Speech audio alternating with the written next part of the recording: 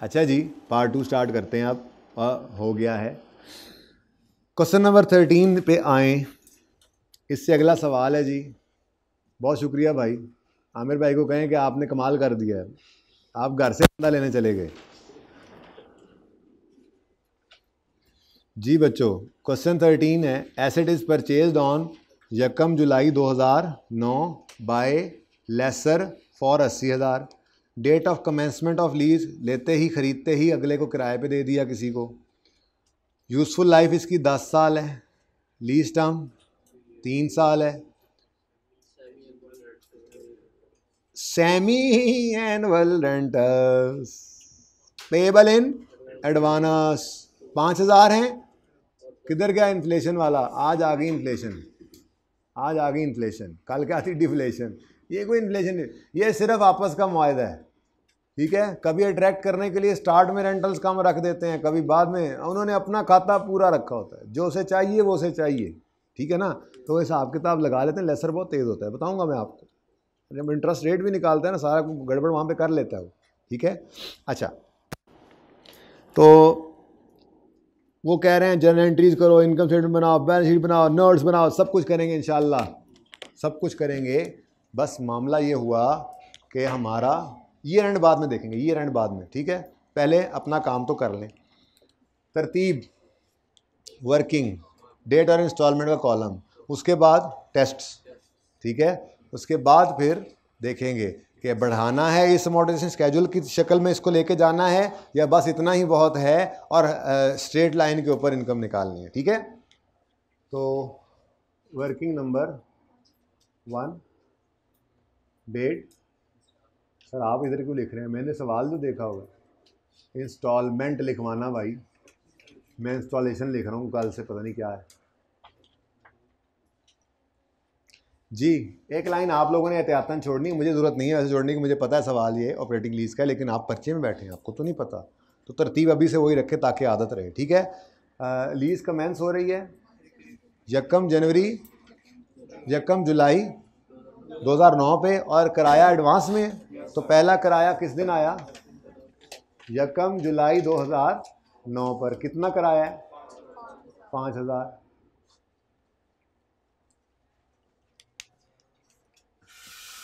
बच्चों, ओ बच्चों, बच्चों, अकल के कच्चों,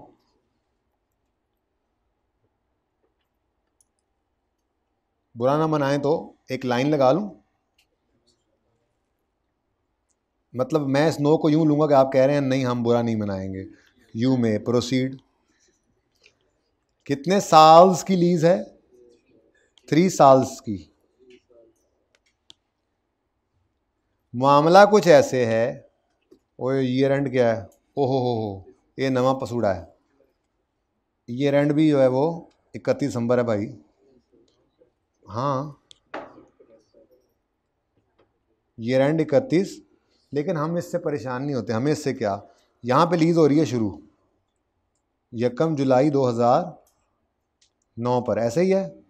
तो पहला किराया 1 जुलाई 2009 पे आएगा, फिर 1 जनवरी 2010 पे, फिर 1 जुलाई 2010 पे, फिर 1 जनवरी 2011 पे, फिर 1 जुलाई 2011 पे,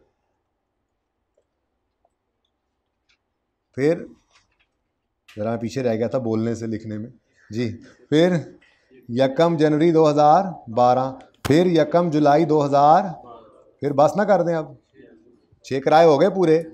मतलब लीज तो मेरे प्यारे बच्चों 3 साल की ही है। वो अलग बात है कि हमारे 1 साल में फैली 4 साल पे हुई है। लीज टर्म तो 3 साल ही है, लेकिन आपने इससे परेशान नहीं होना हो। अपना तरतीब अपनी वही है, ये वर्किंग करने के बाद सोचेंगे ईयर एंड क्या है वो बाद में देखेंगे। लेकिन मैं सिर्फ ये बताना चाह रहा था आपको कि मामला क्या है। मामला ये है कि हमारा कैश ये है, कैश आया, कैश आया, कैश आया, कैश आया, कैश आया, कैश आया और कैश आया। इधर नहीं आएगा? अच्छा ना, सही यार, गुस्सा क्यों करते हैं। अब पहले पैसे लेते हैं, फिर सर्विस रिसीव करते हैं तो ये रेंट कमाया, रेंट कमाया, रेंट कमाया, एडवांस का सवाल है ना, रेंट कमाया, रेंट कमाया और यही करते हैं। कैश आया, रेंट कमाया, कैश आया, रेंट कमाया, कैश आया, रेंट कमाया, एंड सो ऑन। सही है। अब ये ज़रा मैं बता रहा था 3 साल हैं, लेकिन ये 3 साल पहले हमारे 4 साल पे हुए। हमारे 2009 में ये शुरू हो रही है लीज़, 10, 11, 12 तक जा रही है। ठीक है। अच्छा, असल बात तो ये नहीं बतानी थी, असल बात तो मैं कुछ और बताने आया था यहाँ पे, लेकिन बात और तरफ निकल गई। असल बात क्या है, वो कहता है annual rental payable in advance है टू बी रिड्यूस्ड बाय 5%। अच्छा सॉरी, ये भी ऐसा ही है। Semi annual rentals payable in advance 5,000 to be increased by, हाँ मैं तो ये बताने आया था एनुअली। क्या मतलब, आप किराया हर महीने देते हैं जहाँ पे आप रहते हैं, लेकिन उसका इंक्रीमेंट सालाना ही होता है। तो साल में एक बार इंक्रीमेंट लगता है और फिर वो इंक्रीज रेंट आप हर महीने देते रहते हैं। तो यहाँ पे रेंटल सेमी एनुअल हैं, लेकिन इंक्रीमेंट सेमी एनुअल नहीं है कि पिछले सवाल की तरह से हर स्टेप पे आप करते जाएं। मकसद यहाँ पे किराया अगर कितना है तो सीधे दसो, फिर 5,000 है, तो यहाँ पे भी कितना होगा 5,000। फिर यहाँ पे खड़े होकर कहेंगे जी अब अगले किराए से 10% ज़्यादा या कम जो भी है वो हो जाएगा, तो फिर यहाँ पर किराया इंक्रीज़ हो जाएगा। फिर दो दफ़ा इंक्रीज़ किराया, यानी साल पूरा फिर रहेगा। फिर अगली बार, बात समझ आ गई? तो इस तरतीब से चलना है ज़रा, ये मैंने कहा चलें आपको बता दूँ। चलें जी, अब 5,000, उसके बाद फिर बढ़ा हुआ, फिर उसके बाद मज़ीद बढ़ा हुआ और लीज़ ख़त्म करें काम। तो 5,000 यकम जुलाई को और फिर 5,000 यकम जनवरी 10 को। ये मैं कहना चाह रहा था, समझ आई?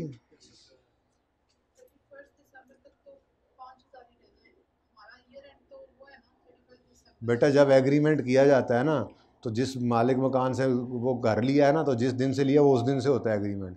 अगर ये 15 जनवरी को लिया होता ना, तो 15 जनवरी से साल शुरू होना था उस लीज़ का। लीज़ एग्रीमेंट के अंदर जो लिखा उस हिसाब से चलेंगे। ठीक है, इंक्रीमेंट अभी करता हूँ मैं। यकम जुलाई 2010 पे जब लेसी किराया देने आएगा तो लेसर कहेगा हेलो किराए तो बढ़ चुके, अब पहले आसान वाला प्लस इसमें 10% ऑफ 5,000 ऐड करके घर जाओ वापस। 5,000 के अंदर 10% ऐड करो यानी 1.2 कर लो, कितना आ गया 5500 किराया लेके आओ, बेचारा घर वापस जाएगा। कह भी रहा अगली बार नहीं एग्रीमेंट देखो, कहा था सालाना किराया 10% बढ़ना है, साल पूरा हो गया है, पिछला साल गुजर गया, ये अगले साल का किराया एडवांस में ले रहे हैं ना, सर्विस बाद में दे रहे हैं। ठीक है, तो पहले जो किराया आप देना अब देना आपने अगले साल का, वो 5500 के हिसाब से होगा। ठीक है, फिर जी यकम जनवरी 11, क्योंकि डेट एग्रीमेंट में लिखी हुई है, इस दिन यकम जुलाई यकम जनवरी किराया पे करने इस दिन आएगा लेसी, इससे पहले आप उसको नहीं बुला सकते। ठीक है जी, 5500। उसके बाद जब वो आया यकम जुलाई 11 को 5500 लेके, तो आपने कहा तुम फिर भूल गए। अरे तुम फिर भूल गए, और तुम्हें अक्ल कोई नहीं है, तो पैसे देने वाली बारी तो तुम भूल जाते हो, यही लेने होते तो वहीं से आवाज लगाते आ रहे होते बढ़ गया। देती बार तुम्हें डेथ पड़ती है, याद नहीं कर सकते तुम, किराया बढ़ गया है, एग्रीमेंट देखो साल गुजर गया है। ठीक है जी, फिर वापस गया बेचारा। 5500 के अंदर फिर 10% ऑफ 5500 डाला, या 110 यानी 1.1 भी कर सकते हैं आप 5500 का जी, क्योंकि किराया बढ़े हुए से मजीद बढ़ता है जी। 6,050 और यकम जनवरी 12 पर 6,000। ये देखो ये आखिरी किराया, ये यकम जनवरी 12 वाला किराया लाल वाला। ठीक है, क्लियर है? बस यही बातें हैं, यही अंग्रेजियां हैं और कुछ भी नहीं है। तसल्ली से देख ले ताकि मैं आगे चलूं। जी भाई,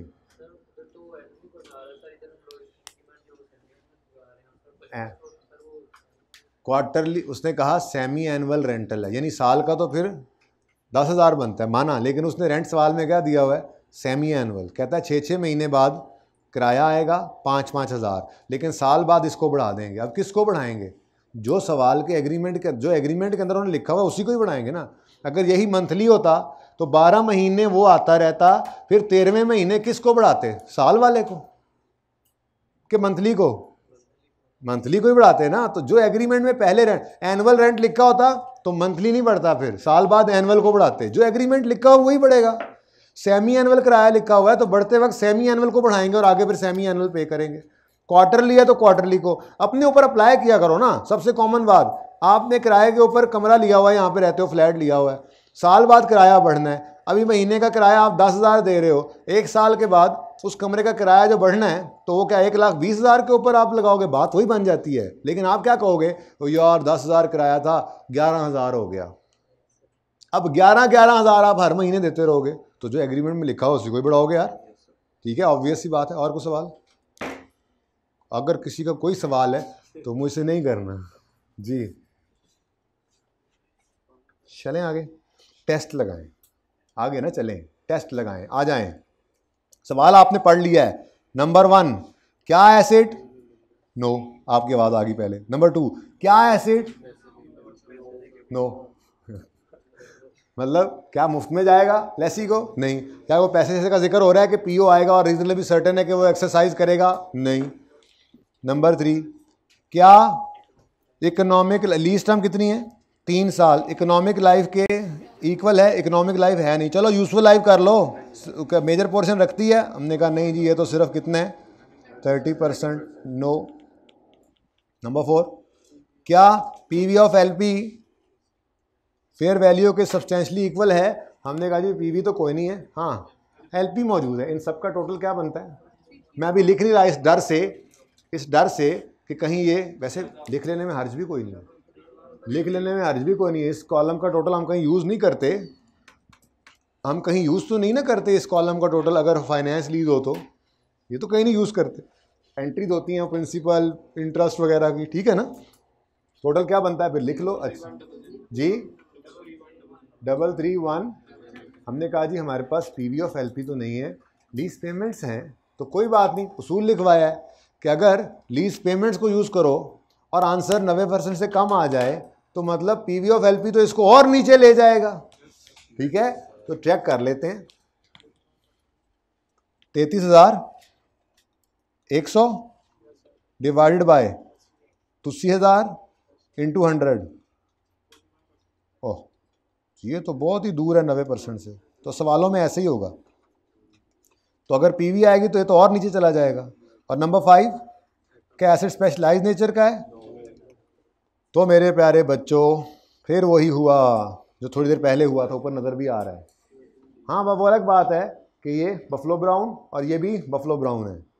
रूल क्या है? मजबूरी है।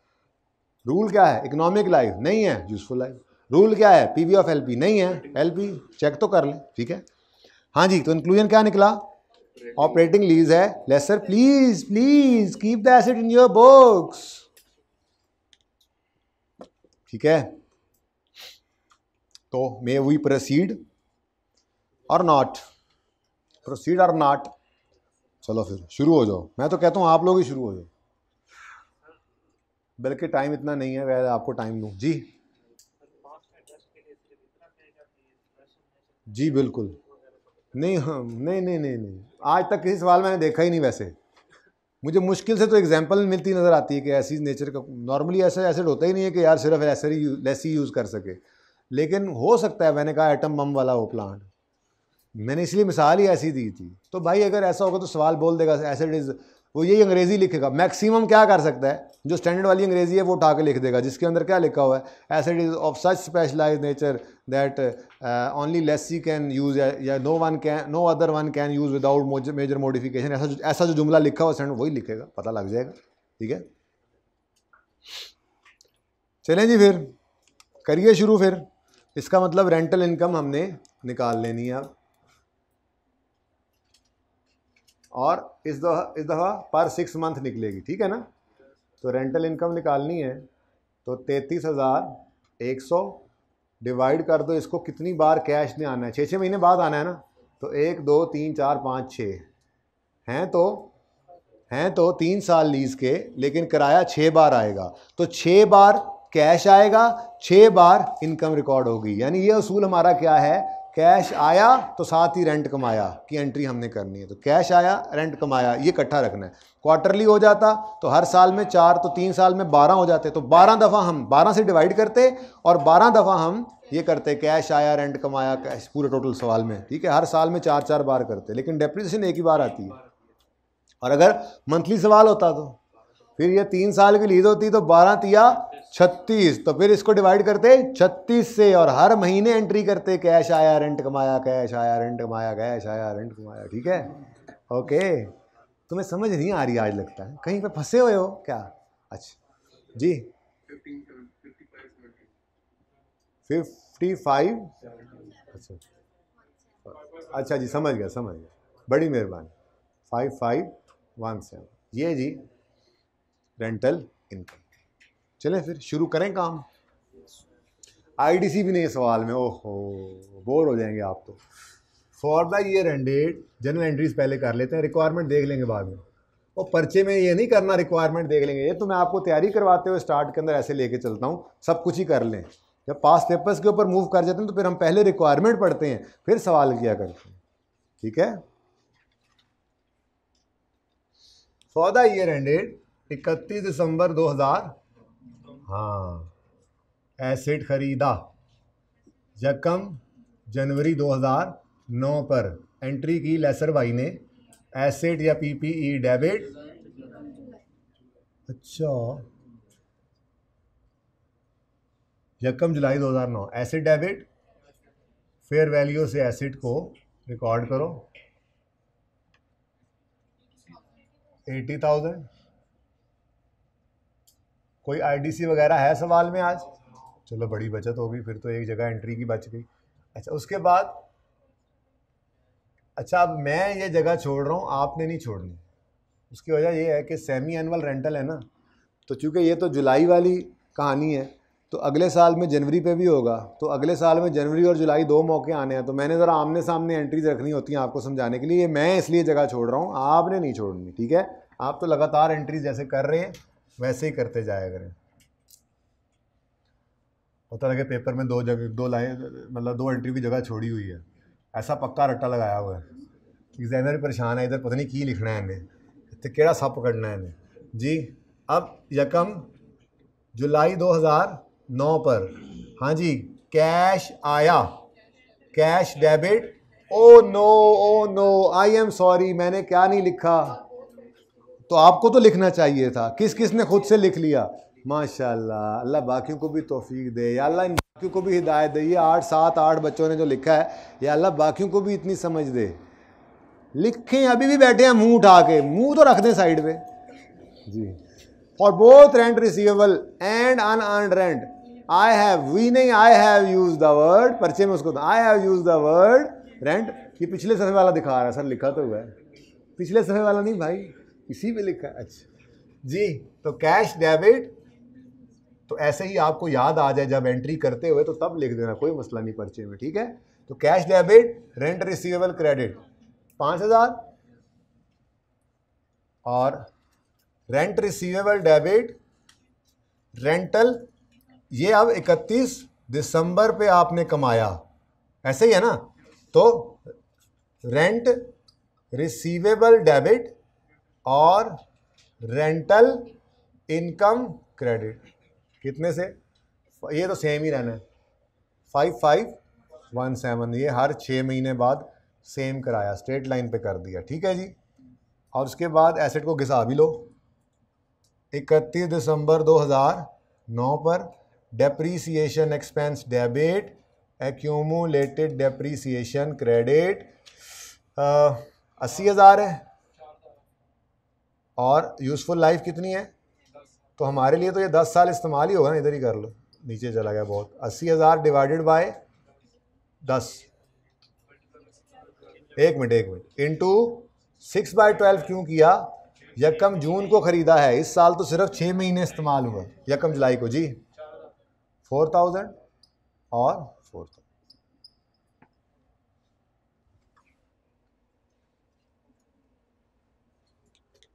करें अगले साल की एंट्रीज जल्दी से। आप पहले आप करें, चल तो पड़ा ही है काम।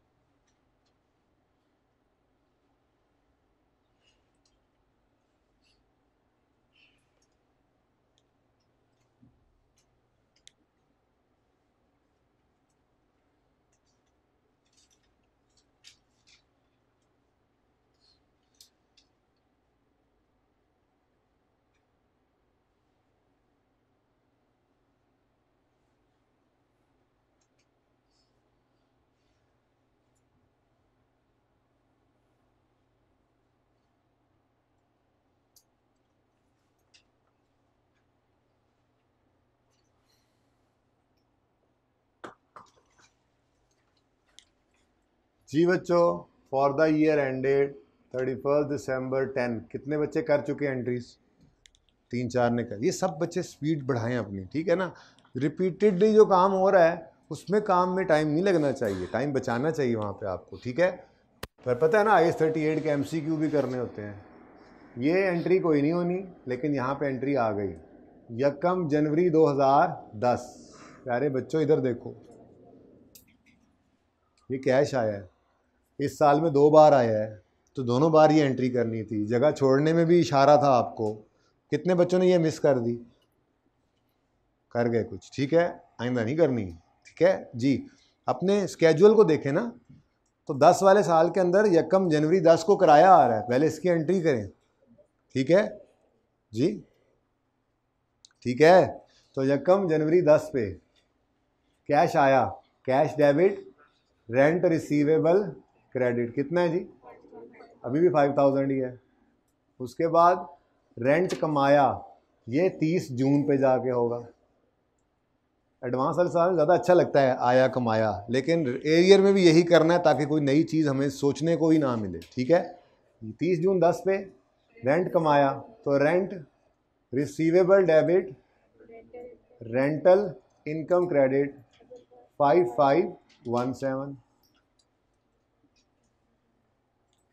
फिर 30 जून गुजर गया, अब यकम जुलाई अगले दिन फिर किराया, लेकिन इस दफ़ा बढ़ा हुआ किराया है, तो यकम जुलाई 2009 पर।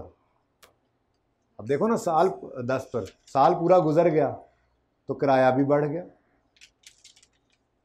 पिछले साल इस जुलाई में ये किराया था, इस साल जुलाई में 5500 हो गया, अगले साल जुलाई में फिर बढ़ चुका होगा, तो साल साल बाद ही बढ़ रहा था। ठीक तो किया था हमने, ठीक है जी। यकम जुलाई 10 कैश आया, मार्कर गया, cash debit, rent receivable credit 5500।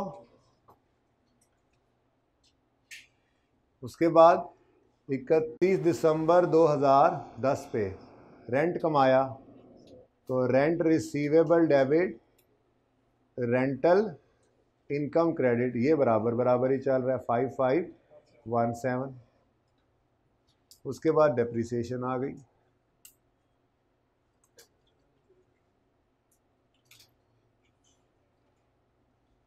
ये 8000 पूरा हो गया, क्योंकि इस साल में पूरा साल ये एसेट इस्तेमाल हो गया, ठीक है। एक साल और करेंगे जी, 2 साल क्यों रोक दें। फॉर द ईयर एंडेड 31 दिसंबर, ये या तो ऑपरेटिंग लीज घर जाए या फिर आप घर जाएं, तो इसी को घर जाना पड़ेगा, तो आप बाद में ही जाएं, ठीक है जी। यकम जनवरी 2011 पर कैश आया, फिर से cash debit, rent receivable credit, कितने से? 55 वाला ही चल रहा है अभी।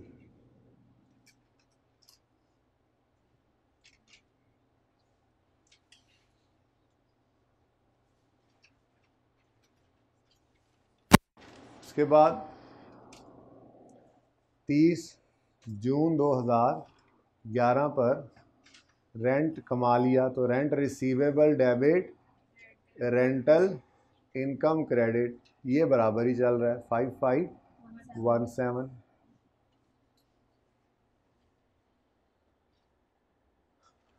फिर जी यकम जुलाई 2011 को किराया 6050 हो गया, तो cash debit rent receivable credit 6050 से, और 31 दिसंबर 2011 पर rent receivable debit rental income credit, ये बराबर ही चल रहा है 5517। डेप्रिसिएशन की एंट्री ना भूलिएगा। लेसर की ऑपरेटिंग लीज में ये एसेट लेसर का है, लेसर की किताबों में है, लेसर इसको डेप्रिशिएट करेगा।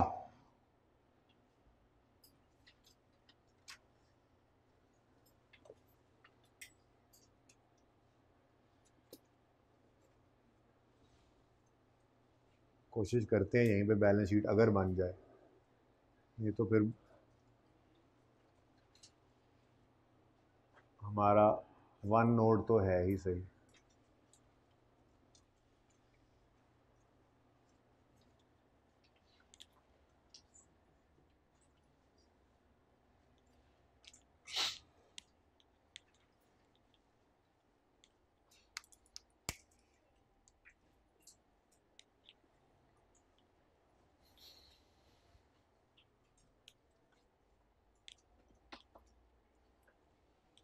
जी 9 और 10 की इनकम स्टेटमेंट बना दें मुझे और बैलेंस शीट बना दें, कोशिश तो करें,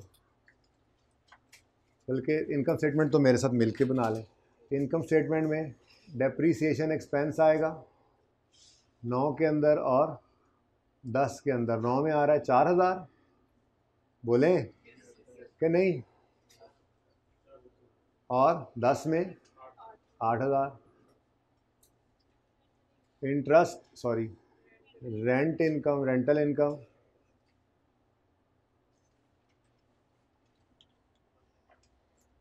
9 वाले साल में कितना रेंट कमाया, 5517, ठीक है, और 10 वाले साल में ये 5517 2 दफ़ा आ जाएगा, कितना 03। चले बैलेंस शीट, चले बैलेंस शीट के अंदर नॉन करंट एसेट्स में पीपीई भी मेरे साथ मिलके बना लें। प्रॉपर्टी प्लांट एंड इक्विपमेंट, जी बच्चों प्रॉपर्टी प्लांट इक्विपमेंट 80,000 का था, 4000 डेप्रीशिएट हुआ, 76,000 का बच गया। फिर अगले साल 8000 डेप्रीशिएट हुआ तो 68,000 बच गया। ये वर्किंग आप शो कर लेना जहाँ आपके पास जगह हो। अब अगला मसला आता है रेंट। हर एक एंट्री में देखे बड़ी परेशानी हो जानी है। रिसीवेबल आया तो करंट एसेट है, अनअर्न्ड आया तो करंट लायबिलिटी है, लेकिन इसके लिए हमें क्या करना पड़ता है, तो वो लेजर ज़रा बनाएं पहले आप। अब आप कर लें, पहले आसान काम आप पहले कर लें, मुश्किल मुश्किल मैंने करवा दिए। लाला पानी तो पिवाओ, लाला हमारे जबान भाई को कहते हैं, ये मेरे बड़े भाई तो हैं।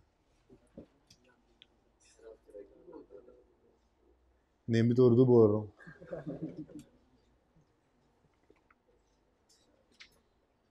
लेकिन मेरी मादरी ज़बान से रही।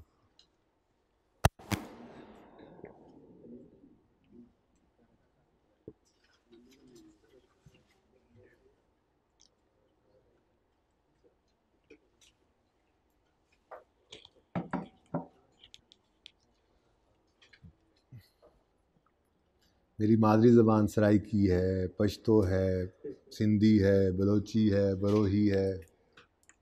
सारे जो इस मुल्क की ज़बानें, हमारे मुल्क की सारी ही अपनी होती हैं, आती नहीं है सारी। कुछ कुछ आती हैं, कुछ कुछ नहीं आती।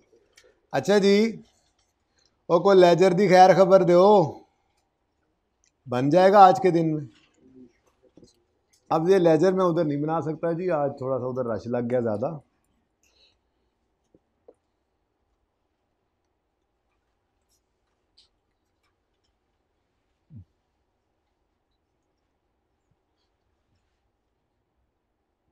दो साल के बना लें, जितने साल के लिए रिक्वायरमेंट है बैलेंस शीट की, सिर्फ उतने साल का ये बना लें लेजर।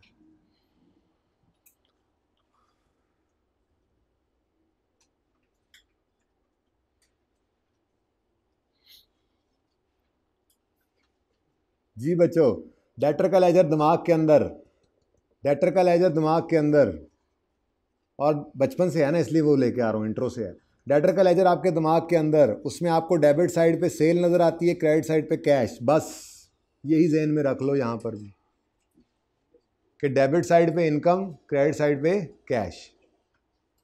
नहीं अभी लिफ्ट करानी मुझे बात को, ठीक है चलो बस ठीक है, जितना कर लिया आप सही कर रहे होंगे, जो गलती होनी होगी वो हो चुकी होगी। अब इधर देखें सारे, मेरी बात सुने, मैं इतनी अहम बात कर रहा था, मैंने कहा इसमें परेशान ना हो, गलती ना हो, तो मैंने कहा बचपन में डेटर का लेजर बनाना सीखा था, वो दिमाग में नक्श है आपके। अगर आप आंखें बंद करें, डेटर का लेजर देखें तो आपको नज़र आता है उसकी डेबिट साइड पे सेल और क्रेडिट साइड पे कैश आपको नज़र आता है। किसी को समझाने की, बताने की ज़रूरत नहीं पड़ती, आपको सोचने की भी ज़रूरत नहीं पड़ती। तो बस वही लेजर दिमाग के अंदर है आपके, डेटर का लेजर, उसकी डेबिट साइड पे इनकम, क्रेडिट साइड पे कैश। ठीक है, तो ये भी डेटर का लेजर है, डेबिट साइड पर इनकम, क्रेडिट साइड पे कैश। बस नाम बदल के क्या कर दिया, रेंट रिसीवेबल, और इनकम सेल की बजाय वो रेंटल इनकम है। ठीक है, तो इसका मतलब ये हुआ कि आप यूँ कह सकते हैं, तरतीब भी वही रखनी है। इधर देखो, कैश आया, रेंट कमाया, कैश आया, रेंट कमाया। ठीक है, बस आगे फिर देखते हैं ना वन बाय वन, ठीक है ना। तो कैश आया की entry, cash debit rent receivable credit, rent कमाया की entry, rent receivable debit rental income credit. नहीं दिल को लगती बात तो यूं बोल दिया करो, cash debit debtor credit, debtor debit income credit, cell credit. ठीक है, सही है। अच्छा अब जी, कैश किस दिन आया, कैश किस दिन आया, यकम जुलाई 2009 पर, कितना, और रेंट किस दिन कमा लिया आपने, 31 दिसंबर 9 पर, 5,000। ठीक है जी, अच्छा अच्छा अच्छा अच्छा अच्छा अच्छा अच्छा 5517।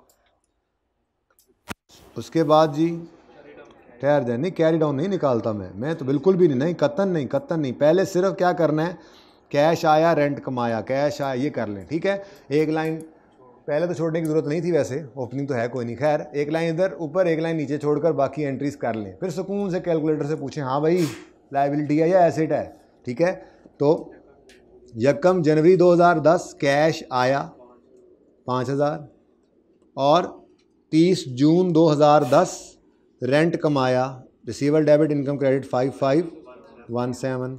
लेकिन दूसरा भी है इस लेजर में आज जी, यकम जुलाई 2010 पे cash debit rent receivable credit 5500, और 31 दिसंबर 2010 पे rent receivable debit rental income credit.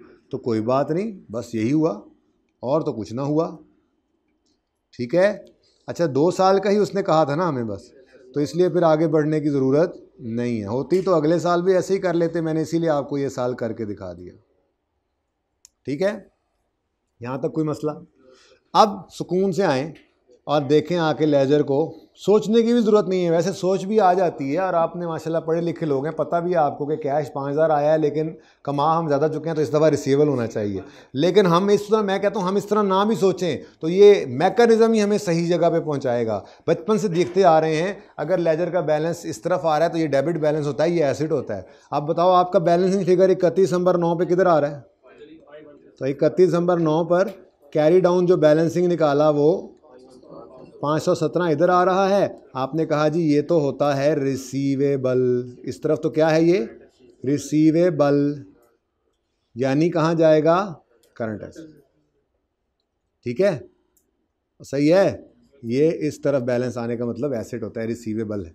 आगे बढ़े, इस क्लोजिंग को अगले साल के पहले दिन ओपनिंग बनाया और क्लोजिंग में किस तरफ बैलेंस आ रहा है, फिर डेबिट बैलेंस है 31 दिसंबर 10 पर फिर डेबिट। अच्छा ये बदल भी सकता है। अब वो सवाल ऐसे अरेंज, मतलब उसने रेंटर्स ऐसे अरेंज किए हों कि बदल जाए, किराए पहले ज़्यादा फिर कम, पहले कम फिर ज़्यादा, हर साल का या हर किराया डिफरेंट। वो एग्रीमेंट लिखने वाले लिख लेते हैं, तो जैसा होगा वैसा सवाल के अंदर लेजर बताएगा। हमें सोचने की और गलती करने की कोई ज़रूरत ही नहीं पेश आएगी यहाँ पे।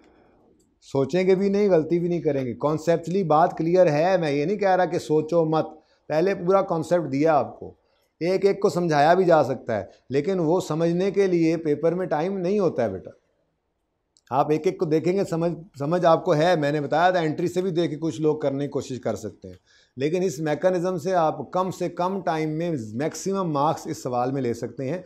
हाँ, कोई बात समझ ना आई हो तो वो अलग बात है, हमने कहा हो कि जी उसमें रट्टा नहीं लगाना, समझेंगे हम बिल्कुल लॉजिक लेकर, लेकिन पर्चे के लिए एक शॉर्ट वे होना चाहिए हमारे पास, ठीक है। तो कोई कॉन्सेप्चुअली बात नहीं समझ आ रही तो पूछ भी सकते हैं। जी बोले 1051, ठीक है। ये 1051 अगेन डेबिट साइड पे आ रहा है, इस तरफ तो क्या आया करता है, रिसीवेबल, ठीक है। तो ये कहाँ जाएगा, करंट एसेट्स में। तो बैलेंस शीट बन रही थी, करंट एसेट्स में रेंट रिसीवेबल आ रहा है। अगर ये अनअर्न्ड होता तो मैंने लिखा करंट लायबिलिटी, जिससे पिछले सवाल में किया था, ठीक है।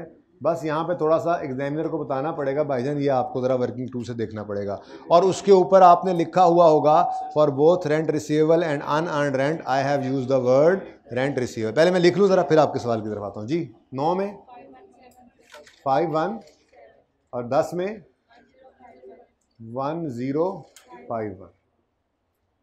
जी भाई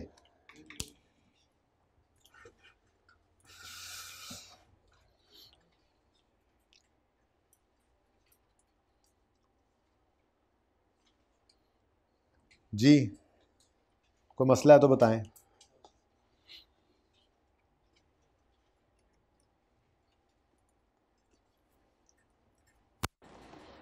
अच्छा चलो, अब इतना काम कर लिया है, छोटा सा और काम भी कर ही दो मुझे। 31 दिसंबर 2009 पे खड़े होकर मुझे मैच्योरिटी एनालिसिस सिर्फ बना दो, बाकी अंग्रेजियाँ आप लिख लेते हो मुझे पता है।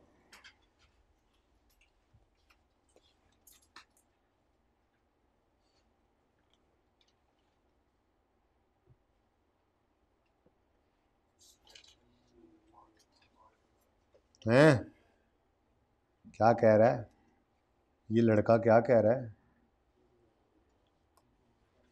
लड़के, what are you talking, what talk is, क्या बात है। नथिंग टॉक इज नहीं होता, नो टॉक इज होता है। ये इंग्लिश हर किसी के बस की बात होती तो मैं अब तक सीख ना चुका होता। नथिंग इतनी अच्छी अंग्रेजी है, अच्छी वाली नहीं बोलनी होती।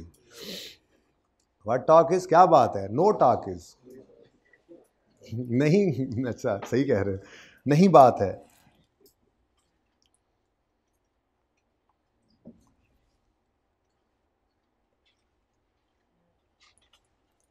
जी 31 दिसंबर 2009 यही बन रहा है। अब यहाँ आप खड़े हैं ना ये जी, तो एक साल के अंदर अंदर ये दो हैं, एक साल के बाद 2 साल के अंदर अंदर ये दो हैं, 2 साल के बाद 3 साल के अंदर अंदर ये अकेला है, ठीक है। तो 5000 जमा 5500, तो लेस देन, ये ना कहें आप सर इसका नोट बनवाया नहीं, जिसका बनवाना था दूसरे का बनवा के गोली करा के आज चले गए, दांत वाले को बता रहे होते हैं बाहर। लेस देन 1 ईयर जी। 5000 है ही कुछ नहीं भाई, इसमें भी थोड़ा सोचने की बात थी। 5500 जी, 10,500, 2 ईयर्स अगले दो, 5500 जमा 6050, आंसर 500। यूज़र देख के खुश हो रहा होता है पैसे आने में। 3 ईयर्स 6050, टोटल यूज़र को खुश कर दिया हमने कि 28,100 रुपये आने अगले 3 साल में, ऐसे ऐसे करके। तो इस साल में बच्चे की तालीम के खर्चे कर लेना, इस साल में उसकी शादी कर लेना, फिर हज पे चले जाना। अच्छा,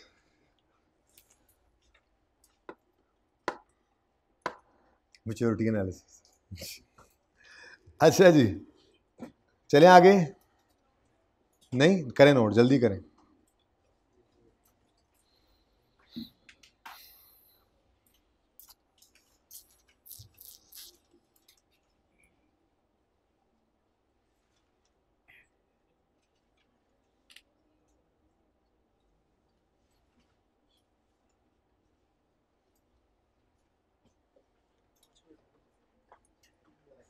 पाँच मिनट आप रह गए होंगे, मैंने तो एक सवाल और करवाना है। इधर देखें जी बच्चों,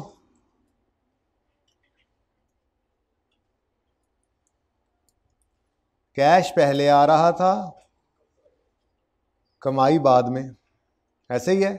आइए देखना ज़रा क्या होने लगा है। कुछ भी नहीं हुआ sir,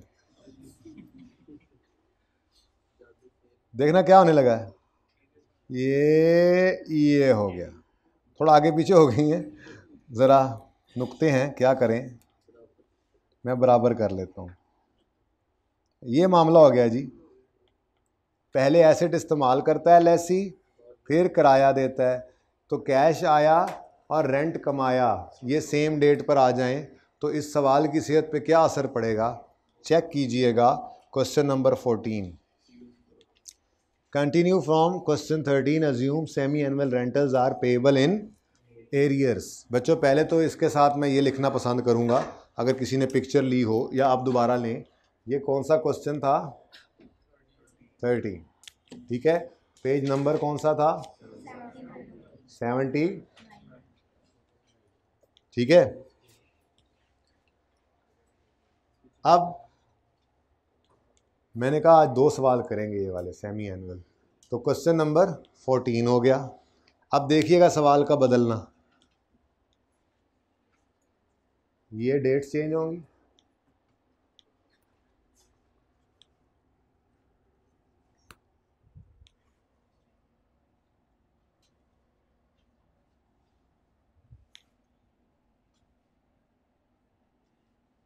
now this is question number 14 officially after putting some dates, ठीक है जी। ये 31 दिसंबर 2009, फिर 30 जून 2010, 31 दिसंबर 2010, फिर 30 जून 2011, 31 दिसंबर 2011, 30 जून 2012। ये आखिरी किराया किधर गया, ये आखिरी किराया 30 जून 2012 पे, ठीक है। ये डेट्स बदली और उसके बाद इधर देखो, इसलिए कहा था बस पक्का पक्का ही कर लो आया कमाया, हालांकि इस दिन पे आपको तकलीफ थी पहले दिन, फिर हम 2 दिन एडवांस का सवाल इसीलिए करते रहे। अब पक्का हो गया, अब सेम डे है तो जो एंट्री पहले लिख लो, कोई मसला नहीं है, हालांकि तबीयत में यही आती है पहले लिखना, लेकिन अब हर दफ़ा सवाल को ये देख के सोचते रहेंगे। ऐसी तरतीब बना ली कि सवाल जो मर्जी ड्रामा करे।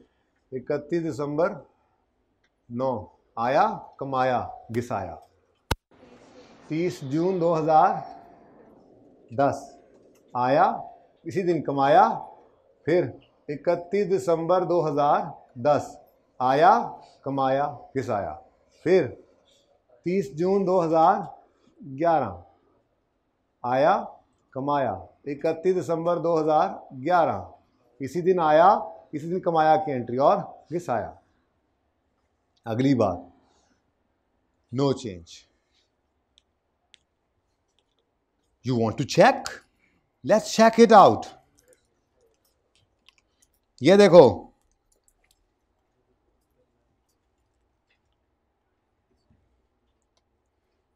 इकतीस दिसंबर 9, 30 जून 10, 31 दिसंबर 10, मैनू 10, कोई मसला हुआ, सब वैसा ही है।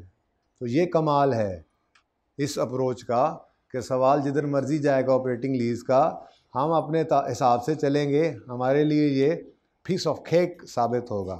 ठीक है, तो होमवर्क लिखें, 1-2 MCQs हो जाएंगे आज बरकत के लिए इंशाल्लाह। पेज ना चुप चुप चुप पेज नंबर 91 पे क्वेश्चन 19 है, 92 पे क्वेश्चन 21 है। Page 91 question number 19, page 92 question number 21।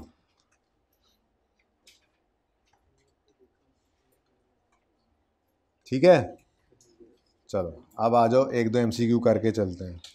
चलो जाओ, कल कर लेंगे। अल्लाह हाफिज़।